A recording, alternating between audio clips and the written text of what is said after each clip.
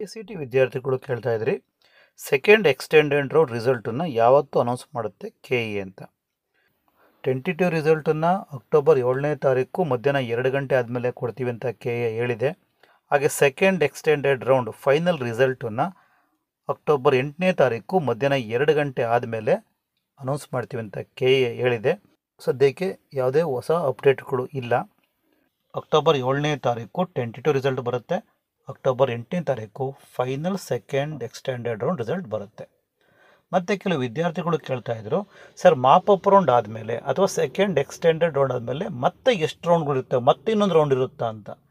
So mop-up round ಆದಮೇಲೆ ಅಥವಾ ಇಲ್ಲಿ ಕೆ.ಸಿ.ಟಿನಲ್ಲಿ ಎಕ್ಸ್ಟೆಂಡ್ ರೌಂಡ್ ಆದಮೇಲೆ ಮೀನ್ಸ್ ಥರ್ಡ್ ರೌಂಡ್ ಆದಮೇಲೆ ಮತ್ತೆ ಯಾವುದೇ ರೌಂಡ್ಸ್ಗಳು ಕೆ.ಇ ಕಂಡಕ್ಟ್ ಮಾಡೋದಿಲ್ಲ.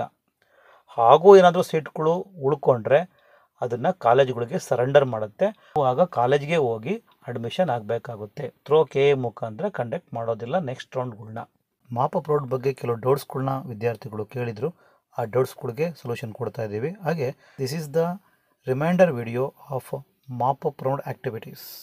ಅಕ್ಟೋಬರ್ 5ನೇ ತಾರೀಕಿಂದ ಅಕ್ಟೋಬರ್ 8ನೇ ತಾರೀಕುವರೆಗೂ ಆನ್ಲೈನ್ ಮುಖಾಂತರ ಚಲನ್ ಡೌನ್ಲೋಡ್ ಮಾಡಿಕೊಂಡು ಮೆಡಿಕಲ್ ಕೋರ್ಸ್ ಫೀಸ್ ಡೆಪಾಸಿಟ್ನ ಪೇ ಮಾಡಲೇಬೇಕು, ಮಾಪಪ್ ರೌಂಡ್ನಲ್ಲಿ ಭಾಗವಹಿಸಬೇಕು ಅನ್ನೋ ಹಾಗಿದ್ರೆ.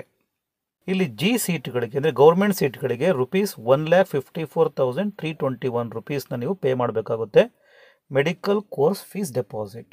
ಒಂದು ವೇಳೆ ನಿಮಗೆ ಸೆಕೆಂಡ್ ರೌಂಡಲ್ಲಿ ಸೀಟ್ ಅಲಾಟ್ ಆಗಿರಲಿಲ್ಲ ಬಟ್ ಕಾಷನ್ ಡೆಪಾಸಿಟ್ನ ಪೇ ಮಾಡಿದ್ರಿ, ಆಗ ನೀವು ₹1,54,321 ಬದಲು ₹1,00,000 ನೀವು ಕಾಷನ್ ಡೆಪಾಸಿಟ್ ಪೇ ಮಾಡಿದ್ರೆ ₹1,00,000 ಕಟ್ಟಂಗಿಲ್ಲ.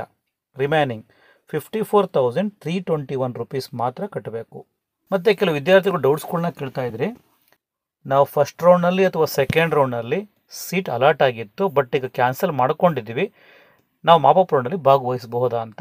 ಇನ್ಸ್ಟ್ರಕ್ಷನ್ಸ್ ನೀವು ನೋಡೋದಾದರೆ ಫಸ್ಟ್ ರೌಂಡ್ನಲ್ಲಿ ಮತ್ತು ಸೆಕೆಂಡ್ ರೌಂಡ್ನಲ್ಲಿ ಮೆಡಿಕಲ್ ಸೀಟ್ ಅಲಾಟ್ ಆಗಿದ್ದರೆ ಮಾಪಪ್ ರೌಂಡ್ನಲ್ಲಿ ಭಾಗವಹಿಸೋದಕ್ಕೆ ಆಗೋದಿಲ್ಲ. ಸೆಕೆಂಡ್ ರೌಂಡ್ನಲ್ಲಿ ಅಥವಾ ಫಸ್ಟ್ ರೌಂಡ್ನಲ್ಲಿ ಡೆಂಟಲ್ ಸೀಟ್ ಸಿಕ್ಕಿದ್ರೆ ಈಗ ನೀವು ಮೆಡಿಕಲ್ ಮಾಪಪ್ ರೌಂಡಲ್ಲಿ ಭಾಗವಹಿಸ್ಬೋದು. ಆಯುಷ್ ಕೋರ್ಸ್ ಸಿಕ್ಕಿದ್ರು ಅಷ್ಟೇ ನೀವು ಮೆಡಿಕಲ್ ಮಾಪಪ್ ರೌಂಡಲ್ಲಿ ಭಾಗವಹಿಸ್ಬೋದು. ನೀವು ಡೆಂಟಲ್ ಕಾಲೇಜಲ್ಲಿ ನಿಮಗೆ ಸೀಟ್ ಅಲಾಟ್ ಆಗಿದ್ದು ಮತ್ತು ಈಗ ನೀವು ಹೈಯರ್ ಗ್ರೇಡ್ ಡೆಂಟಲ್ ಕಾಲೇಜೇ ಬೇಕು ಅನ್ನಂಗಿದ್ರೆ ಭಾಗವಹಿಸೋದಕ್ಕಾಗಲ್ಲ, ಸೇಮ್ ಆ್ಯಸ್ ಆಯುಷ್ ಕೋರ್ಸಸ್.